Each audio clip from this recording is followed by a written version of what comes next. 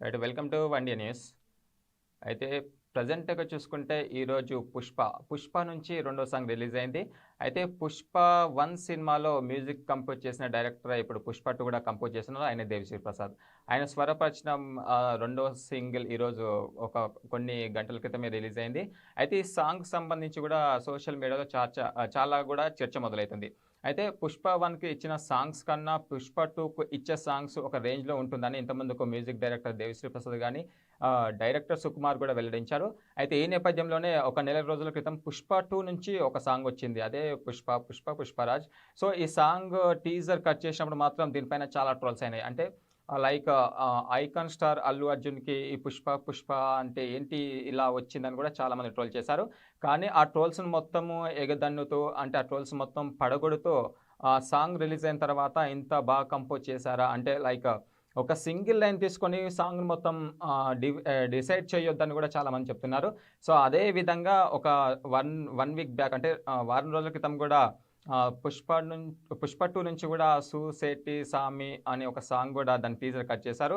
అప్పుడు కూడా అలానే మొదలైన ట్రోల్స్ ఈరోజు సాంగ్ రిలీజ్ అయిన తర్వాత కూడా చాలామంది ఇంత బాగా కంపోజ్ చేశారా అని కూడా చెప్తున్నారు. అయితే ఈ సాంగ్ విషయానికొస్తే మాత్రము ఆ సాంగ్ 'పుష్ప 1'లో శ్రీవల్లి సాంగ్ రాసిన రచయిత చంద్రబోస్ గారే మళ్ళీ ఈ సాంగ్ రాసినట్టుగా తెలుస్తుంది. అయితే ఇందులో చూసుకుంటే ప్రధానంగా లిరిక్స్ ఎలా ఉన్నాయంటే లైక్ శ్రీవల్లి అంటే మీన్స్ రష్మిక మందన హీరోయిన్ తన భర్త గురించైనా అల్లు అర్జున్ గురించి చెప్తుంటే, అయితే బయటకి ఎంత రాక్షసంగా, ఎంత గాంభీర్యం ఉన్నా కూడా లోపల మాత్రం చాలా పసిపిల్లవాడే, నా దగ్గరకొస్తే మాత్రం పసిపిల్లవాడే అని చెప్తుంది. అదేవిధంగా అందరితో కోపంగా ఉన్నా కూడా నాతానికొస్తే మాత్రం ఒక చిన్న పిల్లల చేష్టలాగా నన్ను అది ఇది అడిగేలా చూసుకుంటాడు.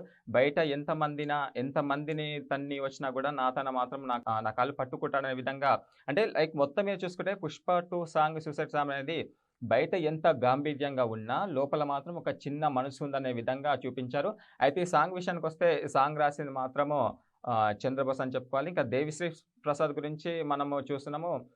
ఇంతకుముందు ఒక ప్రీవియస్ ఒక 10 ఇయర్స్ చూసుకుంటే ఆయనకు తిరుగులేదని చెప్పుకోవచ్చు. కానీ లాస్ట్ ఒక 3, 4 ఇయర్స్ నుంచి 2 ఇయర్స్ నుంచి కొంచెం వెనకబడినని చెప్పాలి. మరి 'పుష్ప 2' నుంచి ఆయన కమ్‌బ్యాక్ ఇస్తానే చూడాలి. ఎందుకంటే ఇప్పటికే రిలీజ్ అయిన 'పుష్పరాజ్' ఇప్పుడు సెకండ్ సాంగ్ అయినా 2 బాగున్నాయని చెప్పుకోవాలి. అయితే ఈ సాంగ్ కంపోజ్ చేసింది మాత్రం గణేష్ ఆచార్య.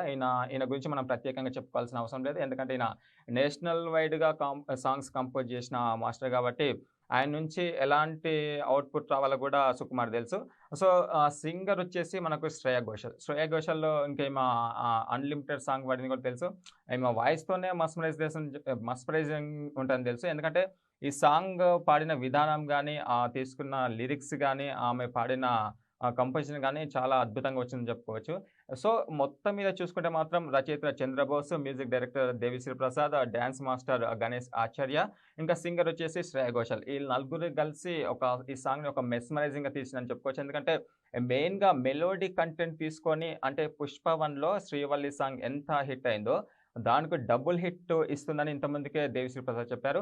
సో, ఆ విధంగానే ఈ సాంగ్ ఉంది. సో, మొత్తం మీద చూసుకుంటే లిరిక్స్ గాని, అందులో ఉండే పాడే విధానం గాని మెలోడీ సాంగ్స్‌కి ఇష్టపడే ఏమంటారు ఫాలోవర్స్ గాని, మెలోడీ ఇష్టపడే వ్యక్తులకు గాని, ఈ సాంగ్ అనేది మొత్తం అట్రాక్ట్ అయ్యిందని చెప్పుకోవచ్చు. So, one of the song నిలుస్తుందని మనం చెప్పుకోవచ్చు. సో, ఫైనల్‌గా చూసుకుంటే 'పుష్ప 2' నుంచి వచ్చిన సాంగ్ మాత్రము ఫ్యూచర్‌లో బ్లాక్ బస్టర్ సాంగ్‌గా నిలిచిపోతుందని అందులో ఎలాంటి సందేహం లేదు.